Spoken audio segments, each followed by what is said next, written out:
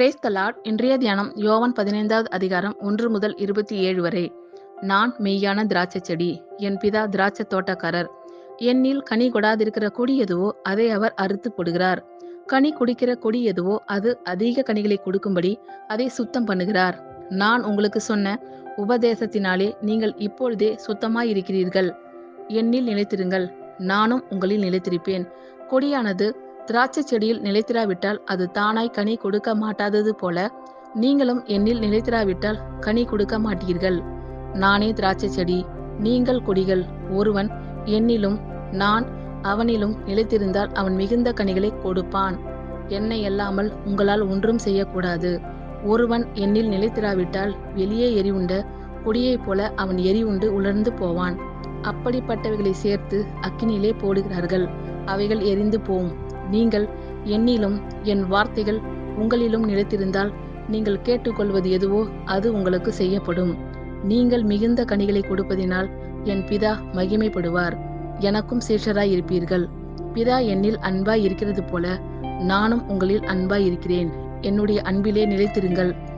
நான் என் பிதாவின் கற்பனைகளை கைக்கொண்டு அவருடைய அன்பிலே நிலைத்திருக்கிறது போல நீங்களும் என் கற்பனைகளை கைக்கொண்டிருந்தால் என்னுடைய அன்பிலே நிலைத்திருப்பீர்கள். என்னுடைய சந்தோஷம் உங்களில் நிலைத்திருக்கும்படிக்கும் உங்கள் சந்தோஷம் நிறைவாய் இருக்கும்படிக்கும் இவைகளை உங்களுக்கு சொன்னேன். நான் உங்களில் அன்பாய் இருக்கிறது போல நீங்களும் ஒருவரில் ஒருவர் அன்பாய் இருக்க வேண்டும் என்பதே என்னுடைய கற்பனையாய் இருக்கிறது. ஒருவன் தன் சிநேகிதருக்காக தன் ஜீவனை கொடுக்கிற அன்பிலும் அதிகமான அன்பு ஒருவரிடத்திலும் இல்லை. நான் உங்களுக்கு கற்பிக்கிற யாவையும் நீங்கள் செய்வீர்கள், ஆனால் என் சிநேகிதராய் இருப்பீர்கள். இனி நான் உங்களை ஊழியக்காரர் என்று சொல்லுகிறதில்லை. ஊழியக்காரன் தன் எஜமான் செய்கிறதை அறிய மாட்டான். நான் உங்களை சிநேகிதர் என்றேன், ஏனெனில் என் பிதாவினிடத்தில் நான் கேள்விப்பட்ட எல்லாவற்றையும் உங்களுக்கு அறிவித்தேன். நீங்கள் என்னை தெரிந்து கொள்ளவில்லை, நான் உங்களை தெரிந்து கொண்டேன். நீங்கள் என் நாமத்தினாலே பிதாவை கேட்டுக்கொள்வது எதுவோ அதை அவர் உங்களுக்கு கொடுக்கத்தக்கதாக நீங்கள் போய் கனி கொடுக்கும்படிக்கும் உங்கள் கனி நிலைத்திருக்கும்படிக்கும் நான் உங்களை ஏற்படுத்தினேன். நீங்கள் ஒருவரில் ஒருவர் அன்பாய் இருக்க வேண்டுமென்றே இவைகளை உங்களுக்கு கற்பிக்கிறேன். உலகம் உங்களை பகைத்தால் அது உங்களை பகைக்கிறதற்கு முன்னே என்னை பகைத்ததென்று அறியுங்கள்.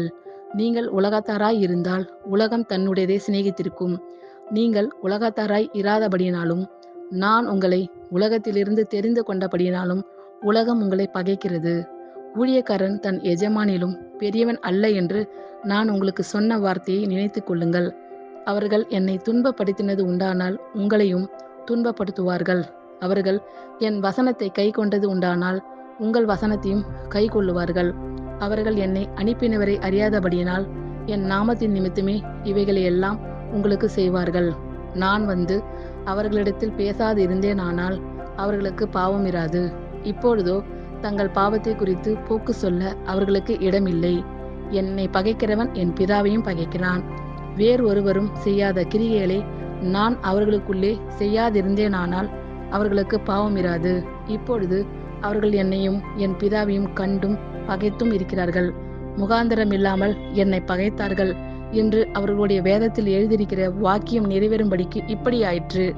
பிதாவினிடத்திலிருந்து நான் உங்களுக்கு அனுப்ப போகிறவரும் பிதாவினிடத்திலிருந்து புறப்படுகிறவருமாகிய சத்திய ஆவியான தேற்றரவாளன் வரும்போது அவர் என்னை குறித்து சாட்சி கொடுப்பார். நீங்களும் ஆதி முதல் என்னுடனே கூட இருந்தபடியால் எனக்கு சாட்சிகளாய் இருப்பீர்கள். ஆமேன். கர்த்தர் உங்கள் அனைவரையும் ஆசீர்வதிப்பாராக. God bless you all.